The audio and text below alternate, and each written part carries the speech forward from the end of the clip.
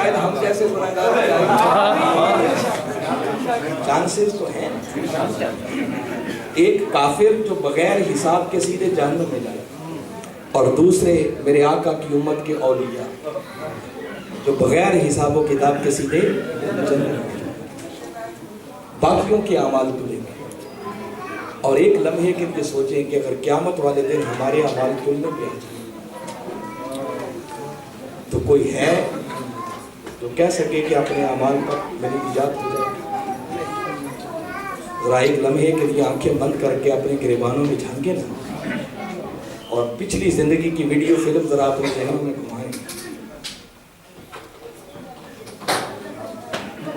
تو اپنے اعمال پر نجات نظر نہیں آتی.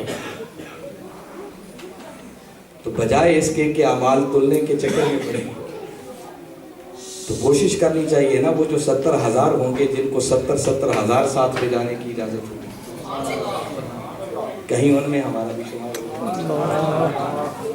اور وہ اللہ کے ولی کس کو ساتھ لے کے جائیں گے؟ یقیناً وہ انہی کو لے کے جائیں گے جو ان سے جڑ چکے ہیں. بھئی جس کی کوئی جان پہچان ہی نہ ہو وہ لے کے جائے گا کسی کو نہیں. وہ لے کے تو اسی کو جائیں گے نا جو ان کے جڑ چکا ہو جس نے ہونے کا حق ادا کر دیا. دوستو اس لیے پہلی بات تو یہ عرض کر رہا ہوں کہ اگر قیامت والے دن چاہتی ہو کہ اعمال تلے بغیر کسی حساب و کتاب کے سیدھا جنت میں چلے جائیں تو شکل ایک ہی ہے یا تو پھر ولایت کی منزلیں طے کر لو اور اگر ایسا نہیں کر سکتے تو پھر کسی اللہ والے کے ساتھ جڑ جاؤ. اور ہم اپنے حال کو دیکھیں تو ہمارا کام تو جڑنے سے چلے گا ولی بننے سے جو ہم رہے ہیں. کیا خیال ہے؟ ہماری تو زندگی گناہوں سے لت پت شب و روز اللہ اور اس کے رسول کی نافرمانیوں میں تو ولی بننا تو بڑی پھر حال ایک ہے کہ کسی اچھے کے ساتھ جڑ جاؤ کسی کے سنگ لگ جاؤ. یہ سنگتیں بڑی چیزیں ہیں خدا کی. قیامت والے دن جنت اور جہنم کے فیصلے انہی سنگتوں پر ہوں. وہ کوئی صاحب حال بزرگ تھے نا وہ اپنے چند مریدین کے ساتھ کہیں جا رہے ایک جگہ سے گزرے وہاں ایک شخص سنترے بیچ رہا اور آوازیں لگا رہا تھا اچھے سنترے اچھے سنترے اچھے سنترے. اب یہ جو صاحب حال لوگ ہوتے ہیں نا یہ ہر بات سے اپنے مطلب کی بات نکالتے ہیں. بس جیسے ہی آواز کانوں میں پڑی وجد میں آئے اور بے ہوش ہو کے گر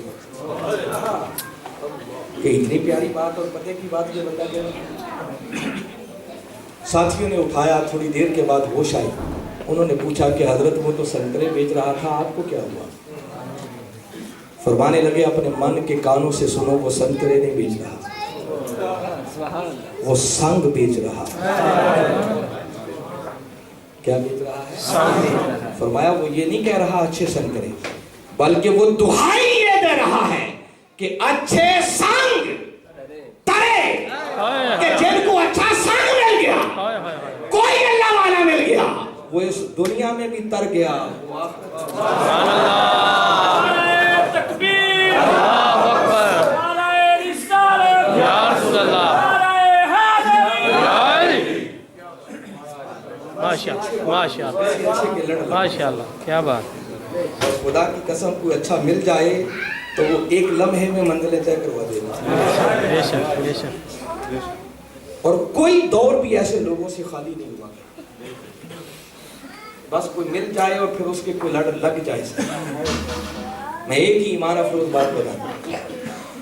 سلطان العارفین سلطان باہو رحمۃ اللہ سبحان اللہ سبحان اللہ سبحان اللہ. میں چاہتا ہوں چند ذوق کی باتیں کہ آپ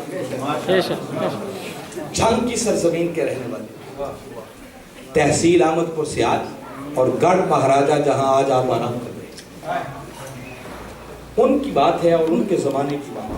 پرانا دور تھا صدیوں پرانی بات جس دور میں یہ بسیں کاریں ہوائی جہاز ابھی نہیں نکلے تھے لوگ پیدل سفر کرتے تھے. اس دور میں ایک بارات تھی. اب اس دور میں جب باراتیں جاتی چونکہ سواریاں تو ہوتی نہیں تھی تو رات کو چل پڑتی تاکہ رات رات سفر ہو جائے اور دن چڑھتے ہی اپنی منزل تک.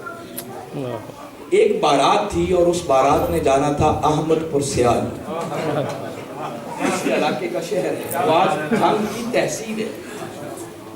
تو کس شہر میں جانا تھا؟ احمد پور سیال۔ تو بارات تھی، رات کا وقت تھا، سفر کر رہے تھے، اچانک وہ راستے میں راستہ بھول گئے۔ رات کی تاریکی ہے، اندھیرا ہے، کوئی بتانے والا بھی نہیں کہ کدھر جانا ہے۔ جب پریشان حال کھڑے تھے کہ اچانک ان کے کانوں میں ایک آواز پڑی کہ قریب ہی کچھ فاصلے پر کوئی اللہ کا نیک بندہ ہے جو کھیتوں میں ہل بھی چلا رہا ہے اور ساتھ اللہ اللہ کا ذکر۔ سوچا کوئی اللہ کا نیک بندہ ہے، چلو اسی سے جا کے راستہ پوچھ لیتے۔ وہ حضرت سلطان العارفین سلطان باہو رحمۃ اللہ علیہ چلے گئے، جا کے عرض کی کہ بابا جی ہم نے احمد پور جانا تھا، راستہ بھول گئے ہیں، تو راستہ بتا دیں گے؟ فرمانے لگے اسی لیے تو کھڑا ہے، وہی تو آئے جو احمد پور کا راستہ فرمایا ایک ہی تو کام کرتے ہیں، لوگوں کو احمد پور کا راستہ ہی تو سمجھا۔ عرض کرنے لگے اچھا پھر بابا جی ہمیں احمد پور کا راستہ ذرا دکھا دو۔ فرمایا دکھانا کیا ہے، بتانا کیا ہے، اور تمہیں پہنچا ہی دوں۔ فرمانے لگے آنکھیں بند کر لو، میرے پیچھے لائن بنا دو، دائیں بائیں دیکھنے کی ضرورت نہیں، اور ویسے ہی تاریکی تھی، دیکھنا کیا تھا، نظر تو آپ کچھ نہیں رہا تھا۔ پیچھے ان کے کھڑے ہو گئے، چاند قدم چلے، آنکھیں جو کھولی تو سامنے گنبد خضرا۔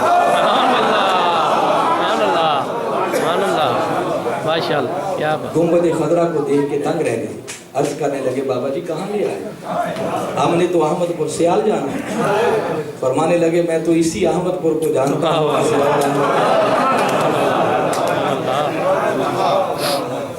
اس لیے کہہ رہا ہوں دوستوں، کسی اچھے کے لڑ لگ جاؤ، لڑ لگ جاؤ، کسی کے لڑ لگ جاؤ، دنیا بھی سمجھ جائے گی، آخرت بھی سمجھ جائے گی۔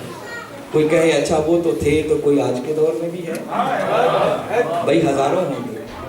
جس دن ایسے رہے خدا کی قسم، اس دن یہ رب کی کائنات بھی باقی نہیں، دنیا بھی ختم ہو، انہی لوگوں کے دم قدم سے تو یہ کائنات کا بے شک بے شک۔ تو کوئی پوچھے کہ کوئی ہے تو ہمیں بھی بتائیں، بھئی ہزاروں ہوں گے، نہ جانے کون کس کس کو کہاں واصل کر رہا ہے، مگر ہم نے جس ہستی کو دیکھا، جسے سنا، جن کی صحبت میں رہے، ہزاروں ان کے قدموں میں آئے، جب آئے تھے تو کچھ اور تھے، جب گئے تو اور سے اور۔ کیا بات۔ اس اللہ کے ولی کا نام اور اس ہستی کا نام آج کے دور میں ڈاکٹر محمد طاہر القادری۔ لوگوں طاہر القادری کسی معمولی شخصیت کا نام نہیں، صدیوں بعد ایسے لوگ پیدا ہوئے۔ اس بردے کلندر کی فکر کو سمجھو، اس کی فکر کو سمجھو، خدا کی قسم وہ اپنے لیے نہیں جیتا، اس کی زندگی کا ایک ایک لمحہ وہ کملی والے آقا کے دین اور امت کی سربلندی کے لیے بسر۔ اس بردے کلندر کو اپنی منزل اس دن ملے گی جس دن امت مسلمہ کی تقدیر کے فیصلے گنبد خضرا کے سائے میں ہونا۔ اور یاد رکھیں یہ وقت دور نہیں، خدا کے ہاں دیر ضرور ہے مگر اندھیر نہیں ہے۔ وہ وقت آنے والا ہے جب پاکستان کی سرزمین پر مصطفی انقلاب کا سویرا انشاءاللہ۔ نعرہ تکبیر، اللہ اکبر، نعرہ رسالت، یا رسول اللہ، نعرہ حیدری، علی مجدد رواسدی، خیر القادری، مجدد رواسدی، خیر القادری، دین حق کا ہے ولی، خیر القادری، گنبد خضرا کا ہے فیضان، منہاج القرآن، منہاج القرآن۔ بس میں تو صرف یہ کہہ رہا ہوں کہ کسی ایسے کے لڑ لگ جاؤ۔ ہائے ہائے۔ آج سودا بڑا سستا مل رہا ہے، اچھی طرح پرکھ کر لو، جانچ لو، دیکھ لو، مگر کوئی معیار بنا کے دیکھو۔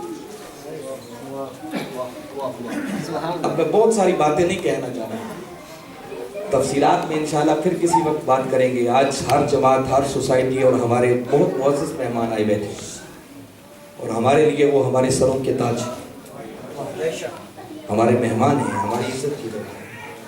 مگر میں صرف یہ آپ کو کہہ رہا ہوں کہ بس کسی اچھے کے لڑ لگ جاؤ، انہی سنگتوں پر قیامت والے دن جنت اور